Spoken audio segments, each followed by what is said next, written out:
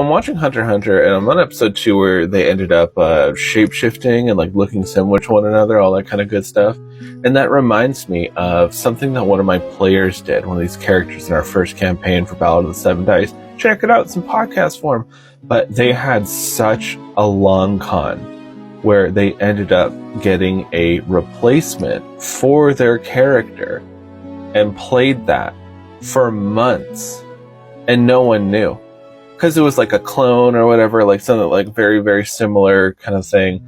And it was there the whole time. And they were lower level, they didn't have their same abilities, they didn't have like this parasite that gave them powers, all that kind of good stuff. It was like an illusion on their hand. They just played this really low level character while everyone else was very high level dealing with these extreme things. Think of the time that they were even in like the Githyanki capital of Tunareth.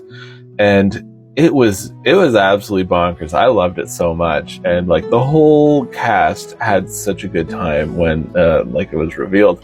But it was amazing, and I think there should be more of that kind of stuff. I remember many people trying to have like the changeling imposters, that kind of stuff in their campaign, especially when changelings became like a big thing because they started appearing in source books and like, oh, you could play a changeling.